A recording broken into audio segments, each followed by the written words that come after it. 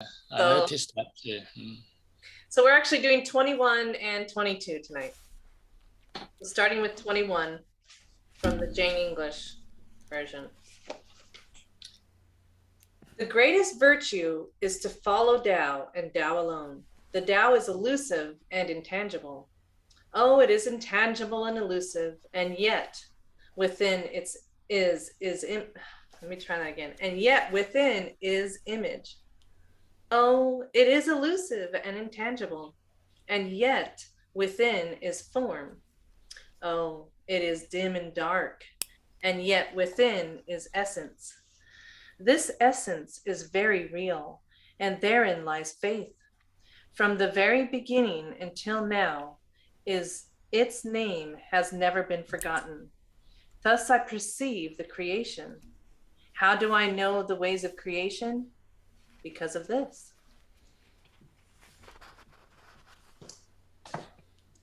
And this time I screened the cards, so um, I'm pretty sure that the right ones. I know by Tao. The greatest virtue is in being in let me start over. The greatest virtue is in the simple Tao. Tao, the intangible, the inscrutable Tao. Inscrutable, intangible, and yet containing form. Intangible, inscrutable, and yet containing life. Profound, obscure, but with an essence which is in harmony. From eternity until now, the nature of Tao has remained unchanged. It is inherent in all things from their beginnings. How do I know of the origin of things? I know by Tao. Okay, and then from Thomas Cleary. Which, I'm sorry, which number are you reading? 21. Wow, this is wild. I must have pulled up a really horrible copy because it literally didn't match a word you just said. How funny. Okay, and this one's entitled The Countenance of Great Virtue.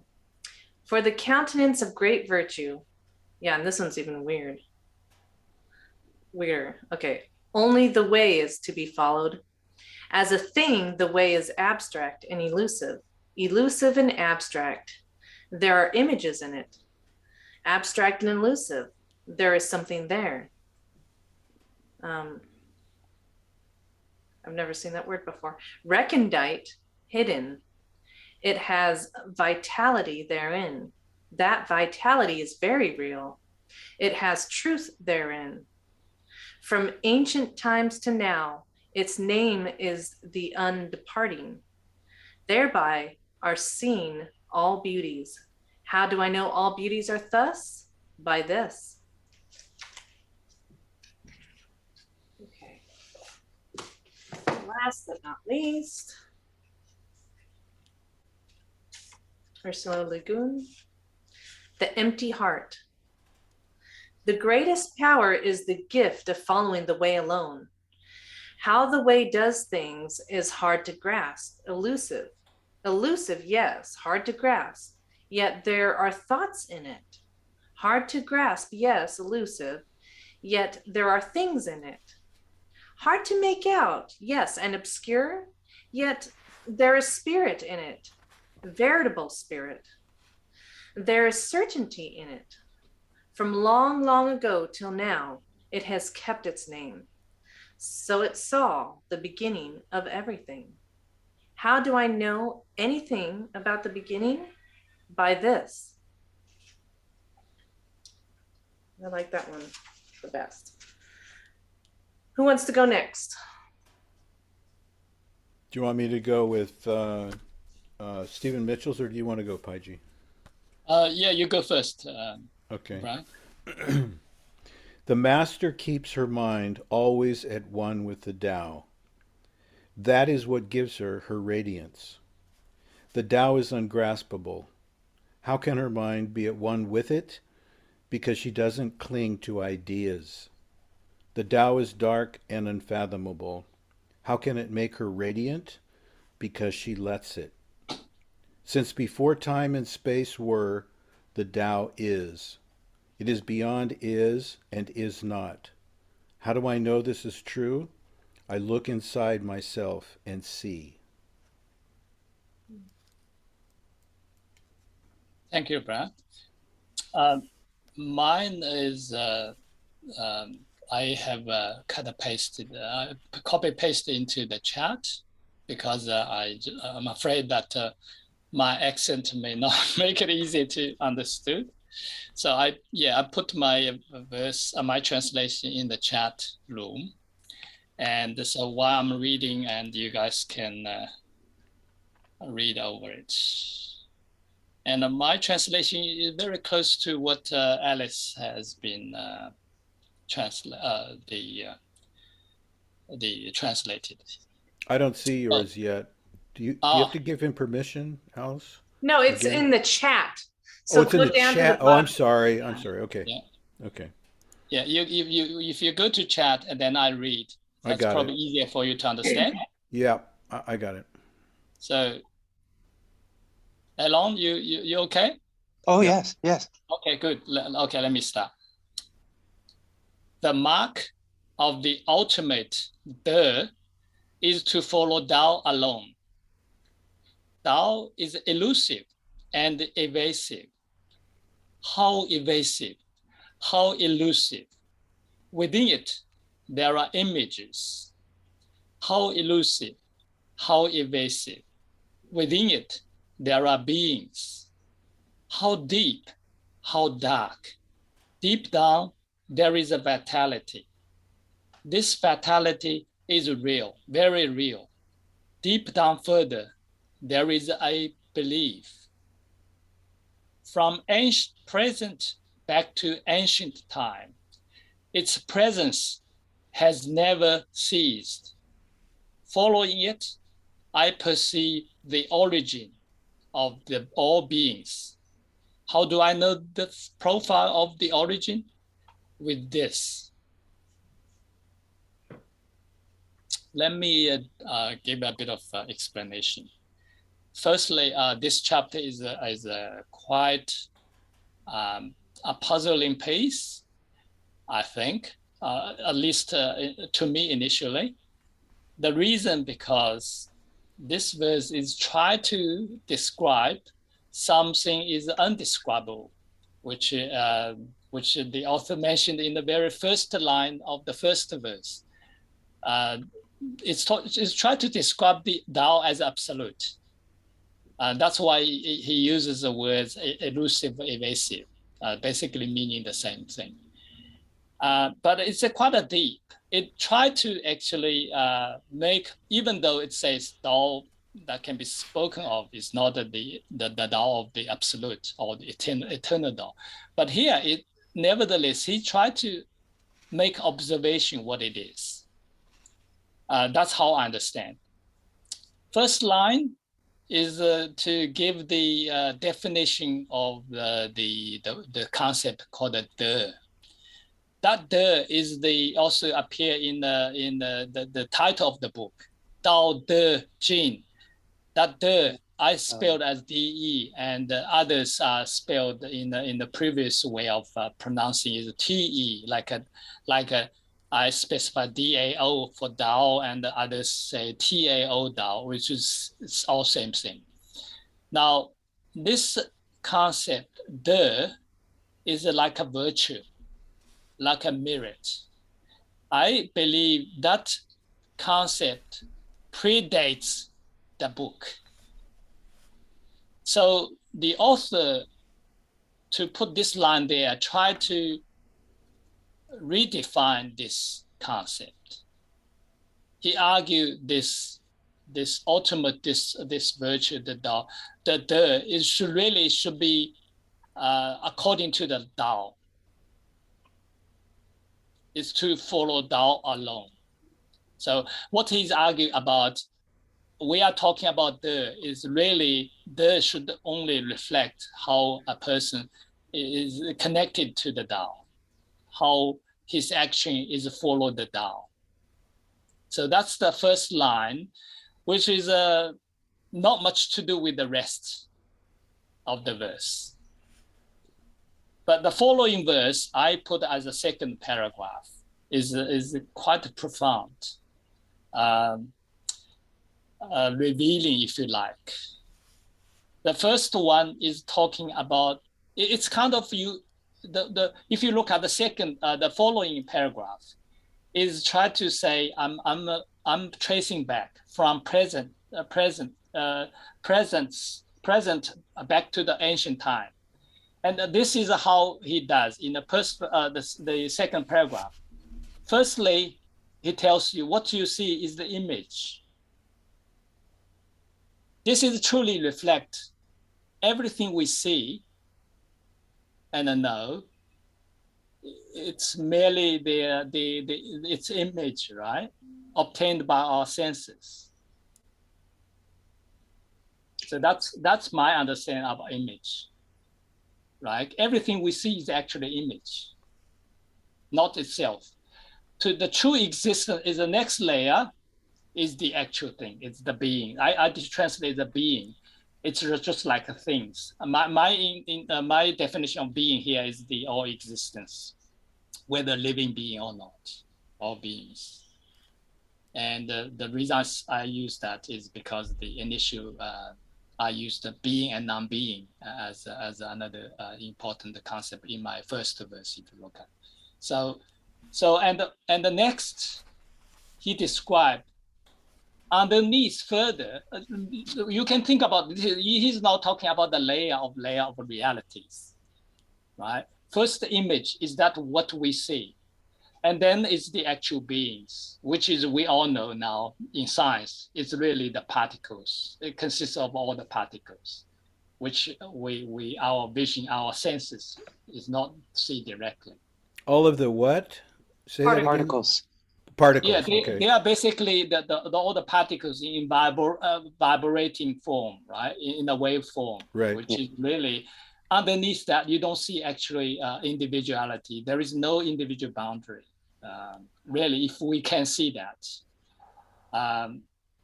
that's yet is another actually great image of the non-being. But that's not in this verse. So the next one is talking about underneath further is a vitality. Now, this original text can also be translated as the essence. I translate this as vitality is basically because it's the same thing. I don't use essence because I already used that for my first verse to translate another word. And so, but you can understand this is vitality is like an essence. But I think vitality is better because here which is really you can think about relate to the verse 1. This is really about the mother of all beings. As in my notes, you can think this is like a divine energy. This is the source of creation. Yeah, it's the mother of all beings. And the further down, there is a belief. That's reflect the original character, original text. I was surprised here as well. If you are surprised, yes, that's exactly. It's talking about beliefs. Now, initially, I translated as a truth, same as one of the translation, Alice, you have read. Now, truth can also be right because it's talking about the belief, talking about what is being trusted. So truth is the noun for something can be believed, right? But I feel belief is probably a better word to use. One is it's also reflect the contemporary thinking nowadays. Now all the even biologists will tell you that the belief plays so important role in the creation, in the manifestation. I kind of like the word faith too that this first translation gave. Yeah, I noticed that too. Yes, that's the belief or faith. I think works equally well. So yeah. So I would draw in my note. I would draw the reader to actually link that to the first verse. this belief is non-being. It's a consciousness. It's the non-being, what is referred to the first verse. It's the absolute. It's the origin of the universe, the heaven and earth. Everything is started with the belief, with this consciousness, this absolute that stands alone, changes not, eternally revolve without fail. That's been described in verse 25. Verse 25 in there, it describes how the Tao, the name is being given, is to address this thing that author was talking about. And that's the absolute, stands alone. That's absolute. You can only have one absolute. And that's, I understand, is the belief here we're talking about. Well, thank you so much. That was great breaking it down, because something just occurred to me. I've been and I'm just going to use this translation because that's what I got. Very good at this one, I think. Yeah. So if you think of,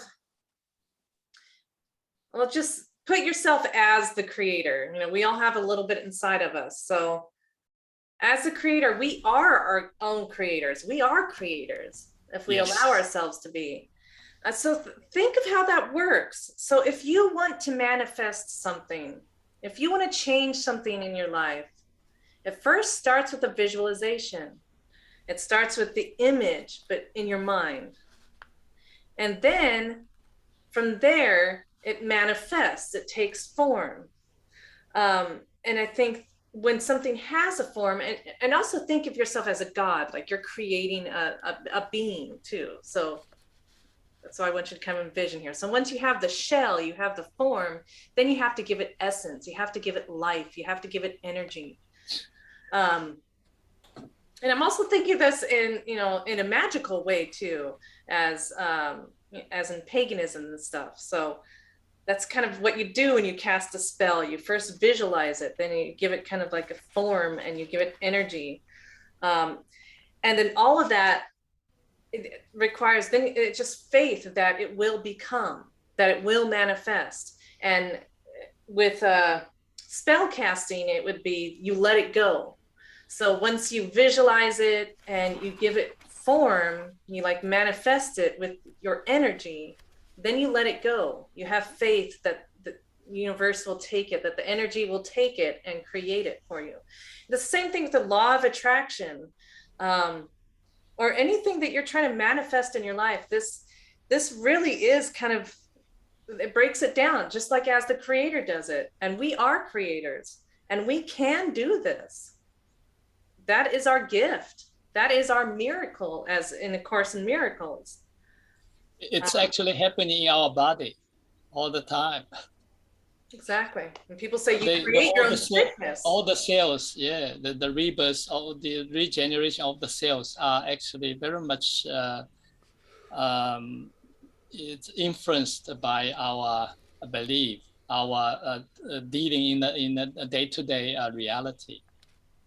When we keep in a positive way, and we will manifest a lot better. I think it's important to understand a couple things here. One is, if the Tao is the Tao, then everything comes out of it. That includes every thought and every feeling that we have. That comes out of it. We can't even think about being a creator or creating anything unless that idea comes into our mind at a given moment. That comes from the Tao.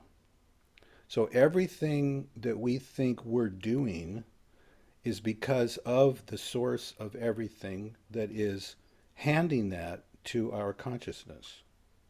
So prior to any idea of being a creator is first of all, that thought has to come to mind, and that comes from the Tao. You see what I'm saying? I'm saying everything that is comes out of the Tao. So the Tao is responsible for everything that is. And so anything that we take credit for is actually due to the fact that in that moment, the Tao brought it to us and gave us that thought, that feeling. Yeah, and that And could yet, be in previous stuff where it says, everything comes from the Tao, and yes. So because yeah, again, I was gonna say that yeah, I sort of agree on to some extent. Firstly, you don't separate yourself with the Tao. I think that's important. And secondly, when we say everything, and sometimes can be confusing, and I do believe not all the action is coming from Tao, and you can argue at the end that they are all part of the puzzle or the game. But in if you look at the detailed thing, I do distinguish between the thoughts and the consciousness.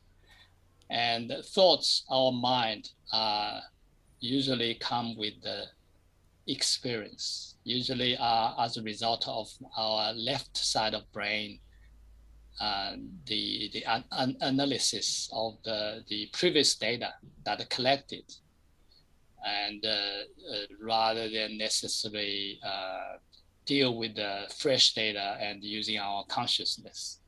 So if you consider all the results of our actions, there are certainly, I would argue, very much individual experience, individual action, and whether we should consider as maybe it's part of the nature as well, because human, everything we do is part of nature, but then obviously there is a different experience, different action we can take.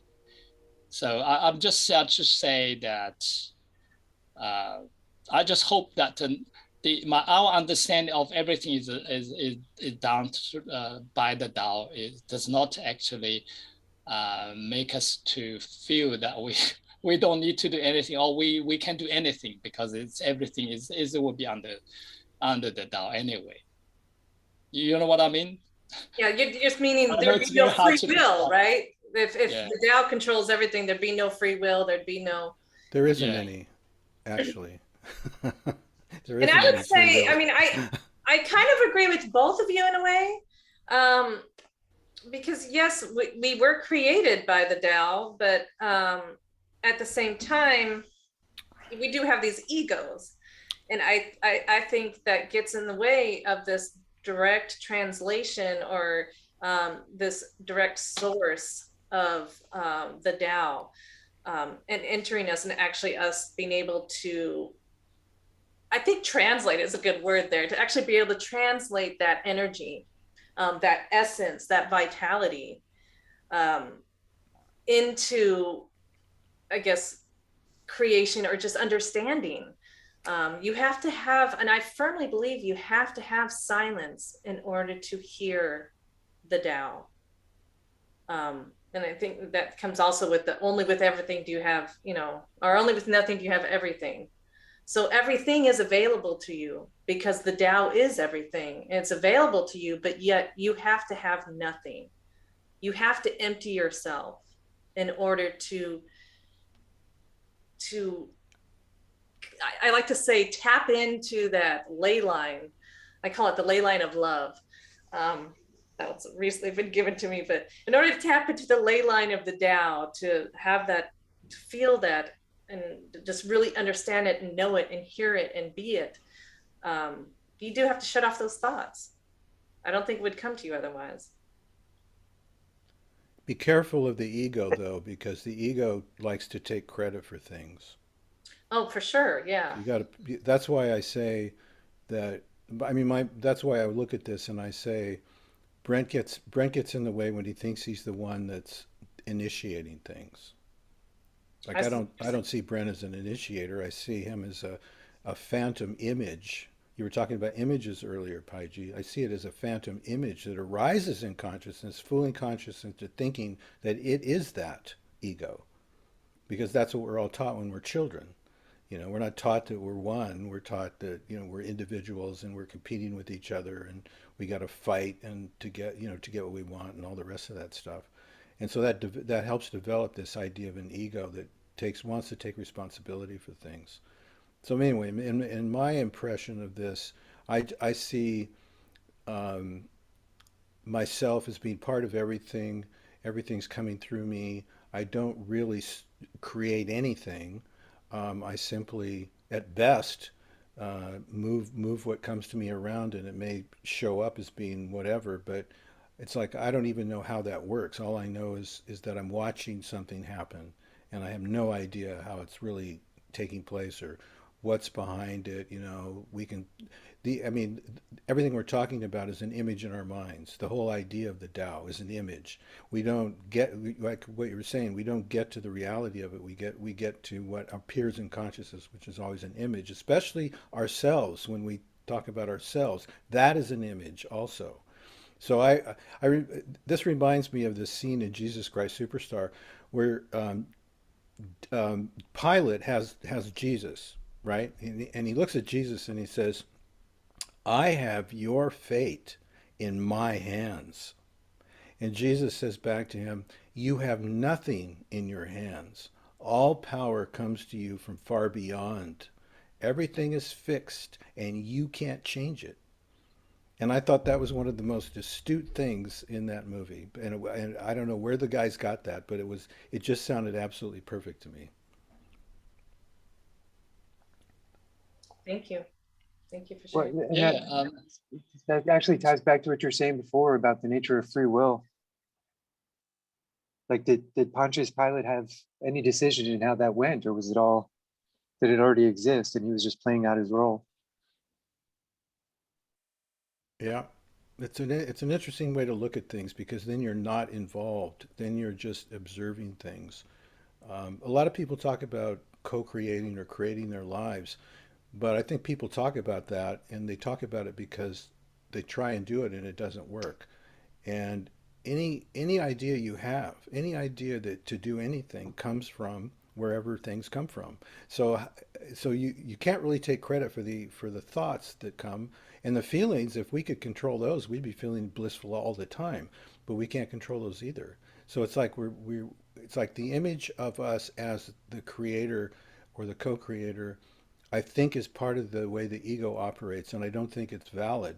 I think it's more like you're watching everything, like the river. You're watching the river go by.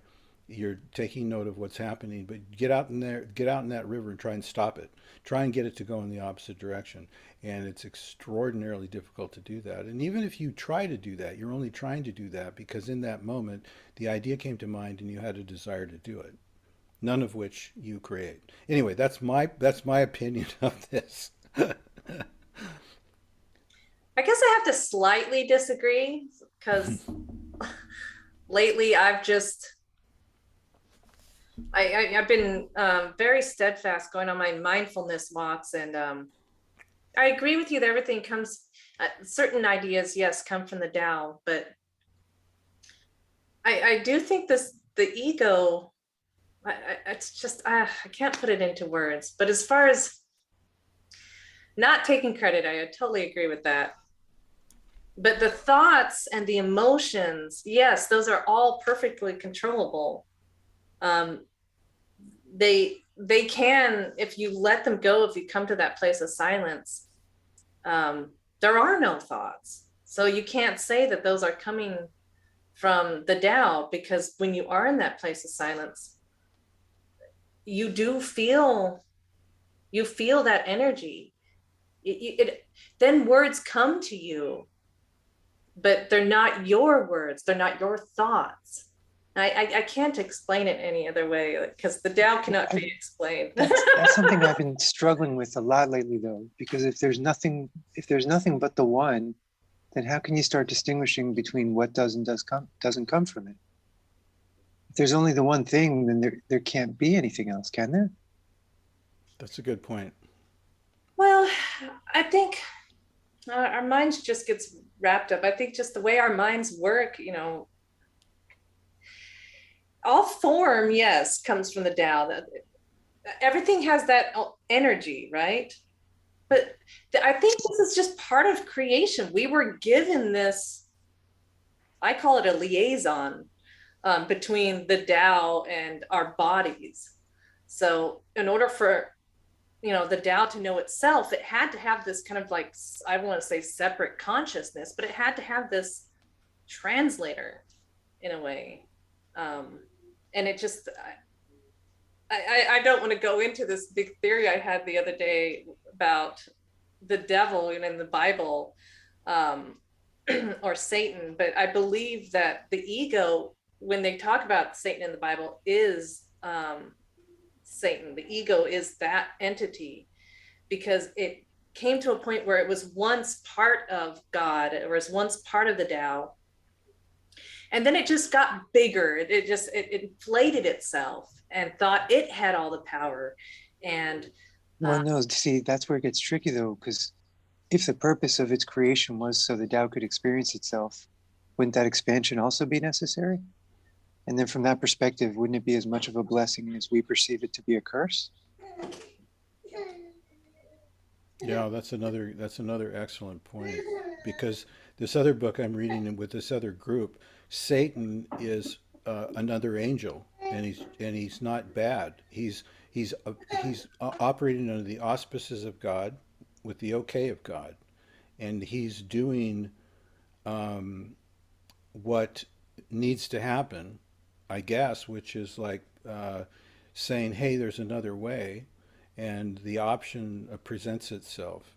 And so then the distinguishing between the oneness, which is inclusive of everything, and the separation comes into play right there.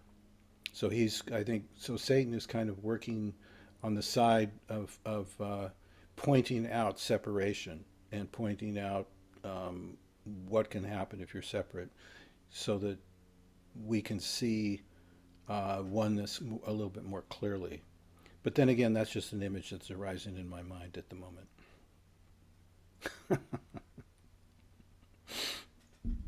I do know there's practices I've checked out throughout this lifetime that I mean, I can understand why they're not popular, because they're very hard to accept. But I studied with this Kabbalah guy once, and he had this philosophy that the most evil among us are the ones you have to thank the most, because we wouldn't understand our light if it wasn't for their darkness. And they've agreed to take on that role for the rest of us, right? They've agreed to represent the absolute worst of us so we could understand the best of us, I guess. Or I guess the deception about us so we could understand the truth of us. Yeah. The best plays always have a dark side to them, always have an element in them that nobody likes. It makes for a much better experience. What's that silly saying? The stuff you love to hate.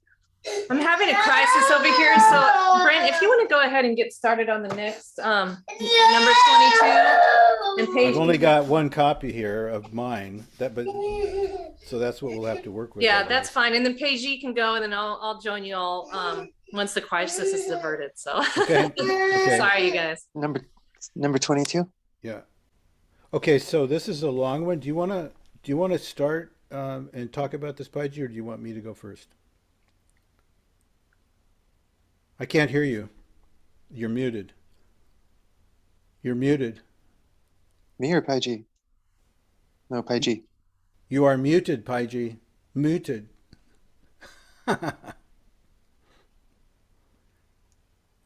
Yeah, sorry. Thanks for reminding me. I was saying, go ahead. So while at the same time, I can copy paste my translation into the chat room. Okay. Okay. If you want to become whole, let yourself be partial. Oh, this is what we were just talking about. If you want to become straight, let yourself be crooked. If you want to become full, let yourself be empty. If you want to be reborn, let yourself die. If you want to be given everything, give everything up. The master, by residing in the Tao, sets an example for all beings. Because he doesn't display himself, people can see his light. Because he has nothing to prove, people can trust his words. Because he doesn't know who he is, people recognize themselves in him. Because he has no goal in mind, everything he does succeeds. When the ancient masters said, if you want to be given everything, give everything up, they weren't using empty phrases. Only in being lived by the Tao can you be truly yourself.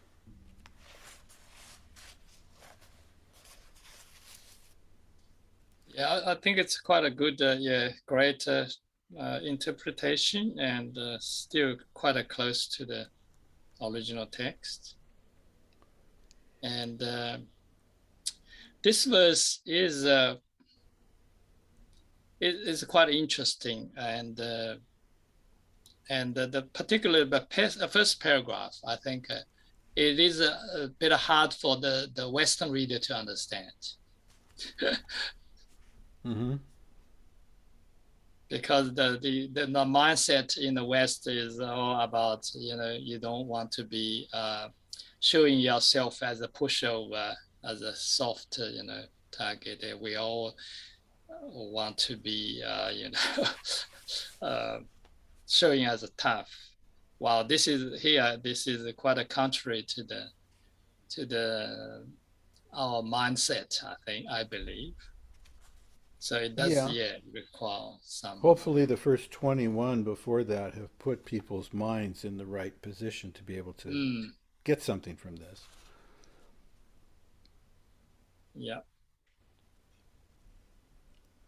So Alice, do you want to go ahead? Oh, that's right, you're back. Great. Yeah, are you ready? Yep. Oh, did Elon have to drop off? I guess. Yeah. Okay. 22. Yield and overcome, bend and be straight, empty and be full, wear out and be new, have little and gain, have much and be confused. Therefore, wise men embrace the one and set an example to all. Not putting on a display, they shine forth. Not justifying themselves, they are distinguished. Not boasting, they receive recognition. Not bragging, they never falter. They do not quarrel. So no one quarrels with them. Therefore, the ancients say, yield and overcome. Is that an empty saying? But really whole. Oh, sorry. Be really whole, and all things will come to you.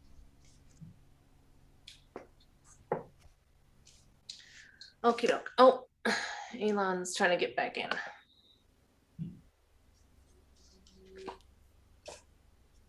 Okay.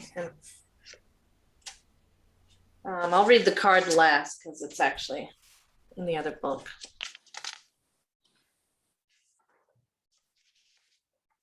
Ah, come on. This page is stuck together. There we go. Be tactful and you remain whole. Bend and you remain straight. The hollow is filled. The old is renewed. Economy is gain. Excess is confusion. Therefore, sages embrace unity as a model for the world. Not seeing themselves, they are therefore clear. Not asserting themselves, they are therefore understanding. Not congratulating themselves, they are therefore, meritorious. I don't even know that word. Meritorious, thank you. Not taking pride in themselves, they last long. It is just because they do not contend that no one in the world can contend with them. It is empty talk, the old saying that, is it empty talk, the old saying that tact keeps you whole? When truthfulness is complete, it still resorts to this. My reading tonight is atrocious. I'm sorry.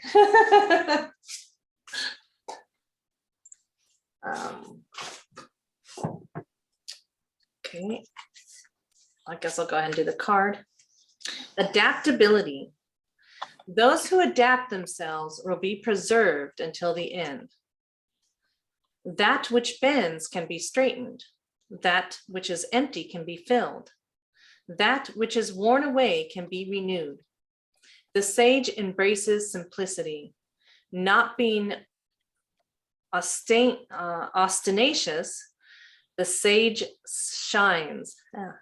Not being egotistic, the sage is praised. Not being vain, the sage is esteemed. Not being haughty, the sage is honored. The sage does not compete with others and therefore has no enemies. And finally, be broken to be whole, twist to be straight, be empty to be full, wear out to be renewed, have little and gain much, have much and get confused. So wise souls hold to the one and test all things against it. Not showing themselves, they shine forth. Not justifying themselves, they are self-evident. Not praising themselves, they are accomplished. Not competing, they have in all the world no competitor. What they used to say in the old days, be broken to be whole, was that mistaken? Truly, to be whole is to return. So yeah, exactly what you were saying. This goes hand in hand with the one before it, for sure, for sure. Yeah, so much for it is exactly what we were just talking about, right? Everything comes from the Tao, so you don't need to take credit for it, you know. Not praising themselves, they're accomplished. Not showing themselves, they shine forth. I really like that line, because in my mindfulness walks, I really work on channeling the energy from the all or the source, you know, up through my chakras. And okay, hold on a second, sweetie. And so I feel like, well, I can give you what Elon and I was just talking to him today, and I told him that what was given to me, I was kind of having a hard time about like loving everyone. It was like my ego just kept getting in the way, and it's like I don't even like people, you know. I was like, how am I supposed to love people? I'm considered introverted, so I was like, there's just no way. And then what was given to me on my walks was that I don't need to love people. I don't need to love people. The I, you know, those thoughts, that ego. I just need to tap into the ley line of love and channel that up through myself, and everything happens on its own. There's nothing I do. If I'm just concentrating on just filling myself with that love, light, energy, then it will shine forth automatically. There's nothing I need to do. It will automatically, you know, go out to others without me having to steer it or give it to people. It will just be there. So You'll like people when you see yourself in them. exactly. Or when I become one with them, when I actually embrace that and feel that. Yeah, that's what I was gonna say. It's even better not to have that concept of like or not like, love or not love. It's simply if you look at our original nature, which probably we all forgot, but we can look at the babies, the kids, when they're playing with others, probably they would not have a concept or ego or pressure to show they love others or to hate others. They just get on with the thing, I think.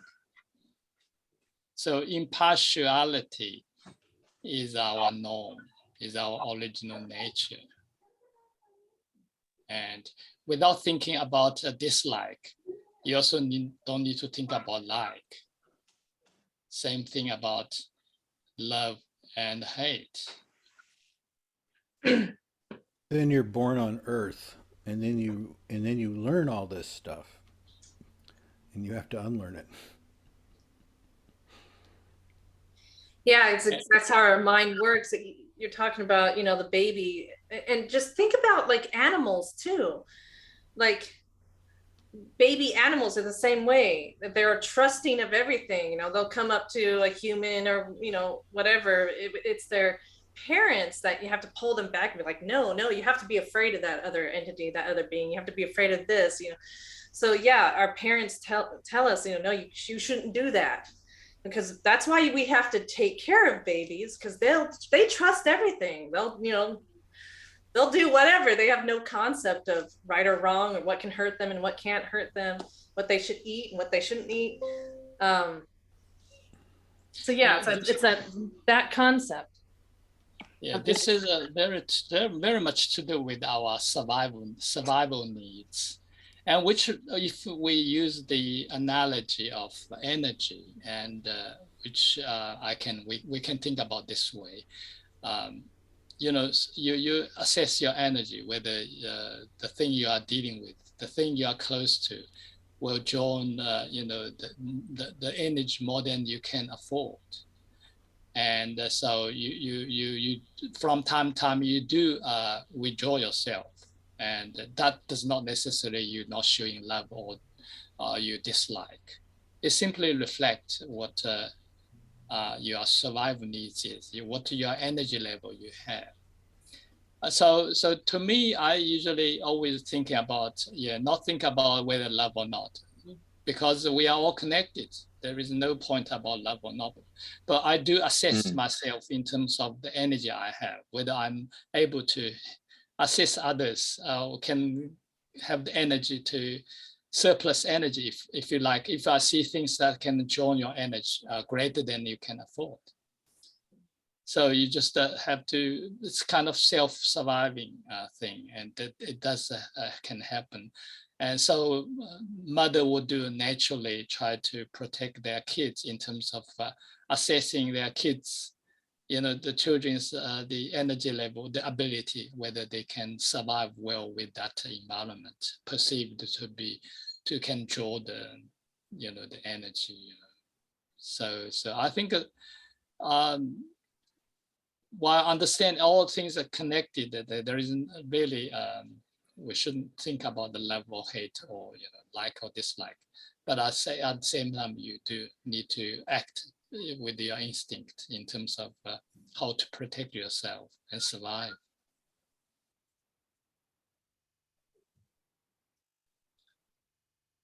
Yeah, that goes back to what we were saying from the last verse about the like and dislike. If we know that the Tao doesn't have those judgments, where does this like and dislike come from? Where do our judgments come from? If we know the Tao does not have any judgments. Our parents, the culture, the state. That's where we get it. It's I think it's also to do with the way of the survival needs. And when we are constantly living in a surviving mode, we constantly rely on our left side of the brain as our the dominant thinking. Then we were acting that way. We sort of draw the past experience or the experience from others to conclude, to basically to shortcut our quicker decision to react, which mean in one way we can avoid some of the risk, but at the same time we avoid a lot of opportunity too. And that's the way I think. Yeah, I mean, that's the way the brain is wired to work, right? It's wired for efficiency. So once it already thinks it knows something, it files it away. It's like, well, I've already seen that, I've already done that, I don't need to put any energy towards that, because I can contrast and compare to this other thing that's similar, so I don't have to waste the energy on it. So yeah, there's that physical aspect of the brain, and maybe that's all it is. Maybe that's all the ego is, and maybe that's where it came from, is just that physical aspect of our bodies and our brains. So absolutely, it's all connected, all related. The body, our body and the mind. And when we feel in a physical environment, there is a resource competition and among other things, then yeah, you will start to have an ego. You start to have to play competition mode, and so in a way, we are always using our left brain to analyze things, and so and then we actually, as a saying, we are not living now anymore. We simply live in the past. We are thinking about the future. We let our left brain dominate our thinking and the living. So yeah, it's very much body and mind are connected. You see, all those people are in depression or stressed. Basically, they are actively using their left brain to analyze things, and they feel the pressure. They feel their survival needs to avoid this, to avoid that, rather let their right brain to function, just take what it comes and living now. I mean, this is fundamentally. Oh, I'm sorry. I was gonna say, Brent, did you want to add anything there? Because we're actually at time now. It's 8 o'clock. So I don't. Okay. So sorry to cut it short. It felt like I'm cutting it short. We started. No worries. No worries. I have put my translation in the chat room, and if you're interested, you can yeah, go through it. Yeah. Would you mind posting it? Oh, thank you. For some reason, I don't see it in chat. Okay. Now I posted some stuff last time, I believe, or the time before that too. So yeah, that's helpful when you do that. I like that. Yeah. I can certainly also put into the comments of the like Alice did last time. Oh, did you just want to do that? Because I can just grab it here and do it. Yeah. Okay, that'll be fine. Yeah. So I'm sorry. Do you want me to, or you want to do it? Yeah, I'll let you do it. Okay. Yeah. It's better in the chat than sharing the screen, because that way we can save it. Whereas I can't save a screen. I could take a picture of it, I guess.